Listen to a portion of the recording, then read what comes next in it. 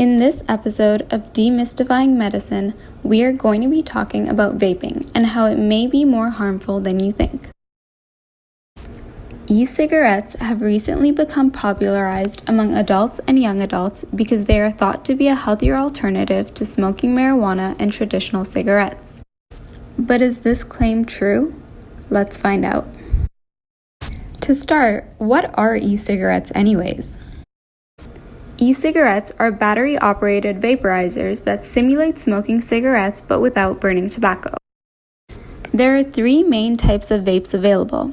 These include nicotine vapes, which are the most common and associated with brands like Juul, CBD vapes, which do not get a person high but simply deliver the healing properties of marijuana, and THC vapes, which are a discreet way for people to get high.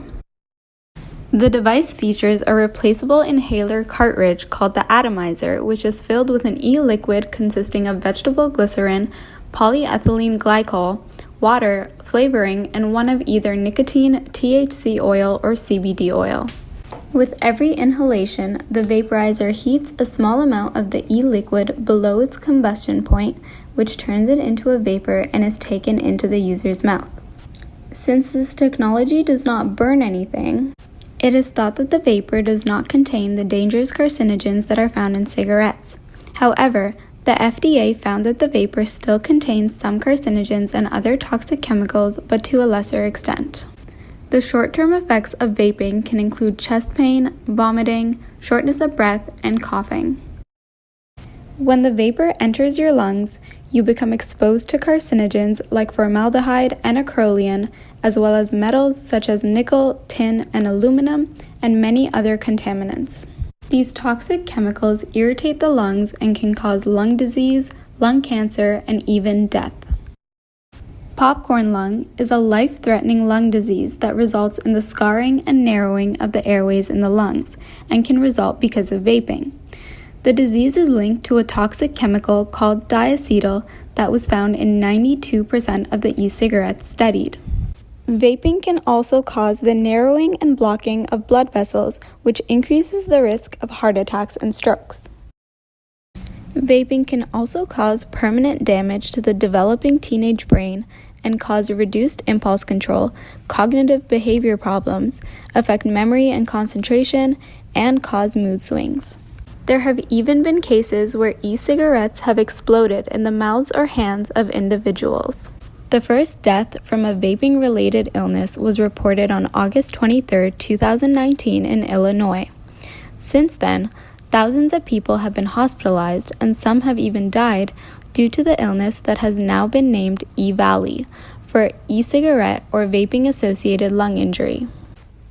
The exact cause of this injury is still unknown. However, one current belief is that the injuries may be due to inhaling vicious oils such as vitamin E acetate, which essentially coats the lungs. The alveoli in the lungs get covered in oil and can't properly exchange oxygen or carbon dioxide with the neighboring blood vessels. The lungs then become inflamed as they try to get rid of this oil, which can result in respiratory failure.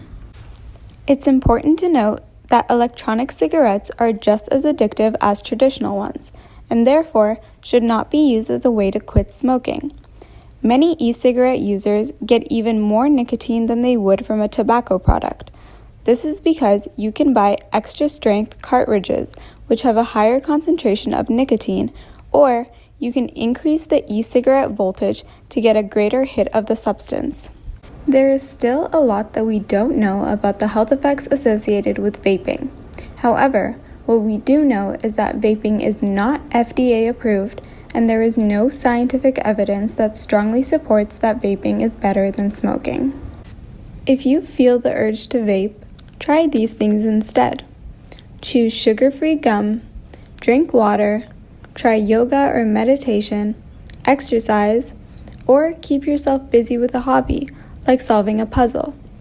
You can also talk to a doctor about different cessation methods available.